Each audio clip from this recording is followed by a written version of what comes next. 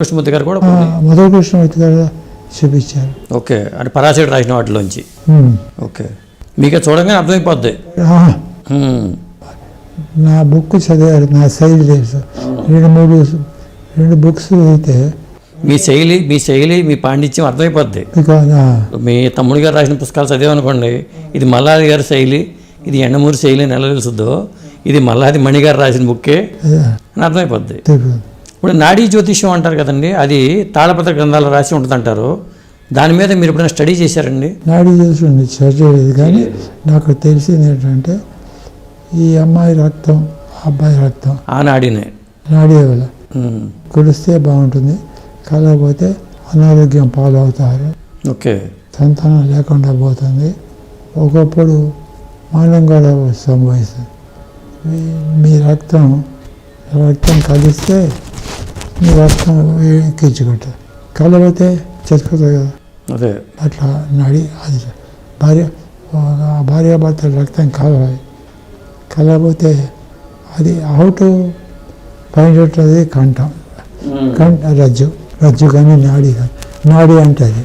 Okay, అది okay. ఇది రక్తం కలుస్తుందా కలదా అనేది చెప్పేది. మళ్ళీ సర్కిల్ ఎప్పుడు మారుతుందండి? కుజుడు పైన ఉన్నాడు, శుక్రుడు కింద ఉన్నాడు, వీక్ అయిపోయాడు శుక్రుడు అంటున్నారు కదా, మళ్ళీ శుక్రుడు పైకి వచ్చే రోజు ఏమైనా ఉంటుందా? వస్తుంది. 2042లో 7-8 ఏళ్ళు. ఓకే, అప్పుడు చూడండి, అప్పుడు ఇవన్నీ తగ్గిపోతాయి, మొత్తం తగ్గిపోతాయి. విడాకులు, డైవర్సులు, లవ్ మ్యారేజ్లు అన్నీ తగ్గిపోతాయి ఆటోమేటిక్గా. అప్పుడు నాకు అబ్బాయి ఎలాంటి వాడైనా పర్వాలేదు, అబ్బాయి సాంప్రదాయం, ధర్మం, న్యాయం, నీతి ఉండి 4 రూపాయలు సంపాదిస్తూ నా పిల్లలు సంతోషం ఉంటే చాలు అదే అని. అంతేగాని సాఫ్ట్వేర్ కావాలి, అమెరికా కావాలి, కారు ఉండాలి, ఇవన్నీ పోతాయి. 2040 అంటే యుగ ప్రభావం అనుకోవచ్చండి. అంతేనా? అంతే, కలియుగ ప్రభావం. అన్నిటికీ యుగ ప్రభావమే కదండి. అసలు యుగ ప్రభావాన్ని లెక్కలు కట్టినప్పుడు కొంతమంది ఏమో అసలు కలియుగం అంతం అయిపోయింది, సంధికాలం వచ్చింది అంటారు. కాదు, కానీ ఇంక చాలా టైం ఉందంటారు కొంతమంది. కాదు, అంతం కాదు, అంతం కాలేదు. అంటే ఇక్రాల వేదవ్యాస గారు లాంటి వాళ్ళు బుక్ రాశారు 1999లో కలియుగాంతం అని బుక్ రాశారండి. అప్పుడు పెద్ద వైరల్ అయింది ఇదంతా. ఒకటి అంటే ఒకరి ఊహ ఒకటిది.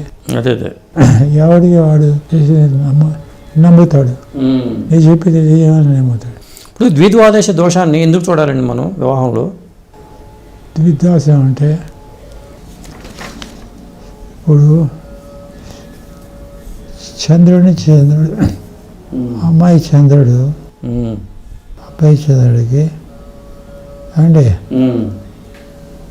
రెండు ఉండకూడదు. అంటే సౌత్ ఇండియన్ చార్ట్ చేసిండి సత్యండి, ఇది పూర్తిగా అయినా ఇది అమ్మాయిది గాలి, అబ్బాయి ఇది కూడా అబ్బాయిది అనుకున్నాం. ఇది చంద్రుడు ఇక్కడ ఉన్నాడు, అమ్మాయికి చంద్రుడు ఎక్కడ ఉన్నాడు, ఇక్కడ ఉన్నాడు. ద్వి అంటే రెండు మేషంలో చంద్రుడు ఒకటి, ద్విద్వాసం మేషం. ఇది తప్పు, ఎందుకు చెప్తాను. తర్వాత ద్విద్వాసం చంద్రుడి నుంచి అబ్బాయి చంద్రుడి వరకు 1, 2, 3, 4, 5, 6 ఉండకూడదు. ఈ 6 వరకు అబ్బాయి నక్షత్రం దీంట్లో కానీ ఉండకూడదు.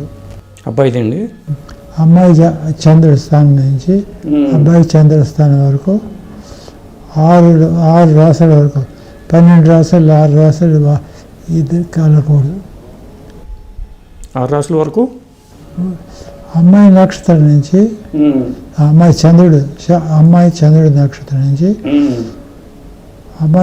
అబ్బాయి చంద్రుడు 6 తర్వాత 7లో ఉండొచ్చు. ఓకే, 7 అయితే సమసప్తాలు, 8 నుంచి ఉండొచ్చు. 9 ఎందుకు కూడదు అంటే రెండోది ధనం, కుటుంబం. ఓకే, కుటుంబం ఇది చంద్రుడు కుంగిపోయాడు అనుకోండి, కుటుంబం పోతుంది, ధనం పోతుంది, నష్టపోతుంది. ఓకే. మూడు కూడా సంతోష సుఖం పోతుంది. ఎందుకంటే ప్రతి ఇద్దరికి నెలకి ఒక చంద్రుడు పోతాడు. ఈ ఫస్ట్ నుంచి 15th పోతే చంద్రుడు, 15 నుంచి అబ్బాయి చంద్రుడు పోతే నెల అంతా కూడా వాడికి అమావాస్య నెల. ఓకే. అవునా? అలాగే అమ్మాయి చంద్రుడి నుంచి 6 దాకా ఉండకూడదు. 7 ఉండినా కూడా సమసప్తమాలు బాగుందా లేదా చూసుకోవాలి. 8 నుంచి ఉండదు. ఒకటి ద్వాదశం అంటే ఏంటంటే అమ్మాయి నుంచి ద్వాదశం అయితే అబ్బాయిని చూడకూడదు అని. ఓకే. ఎందుకంటే చంద్రుడు దాస్యం.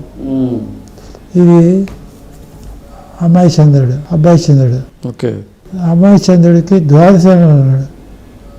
ద్వాదశంలో అంటే తప్పలేదు. ఓకే. ఎందుకంటే ఎందుకని మనం ఎప్పుడు కూడా అమ్మాయికి నుంచి అబ్బాయికి చూస్తాం. అమ్మాయిని చూసినప్పుడు 12 అవుతుంది. ఓకే. అంటే షష్ఠాలు ఇక్కడ నుంచి 6 ఇక్కడ చంద్రుడు కాదు. ఓకే. అమ్మాయి నుంచి 2, 3, 4, 5, 6లో చంద్రుడు ఉండకూడదు. అంటే మిత్ర రాశిలో అయితే ఉండొచ్చా పోనీ? మిత్ర రాశి కూడా ఉండకూడదు. అసలు అవాయిడ్ చేయటమే.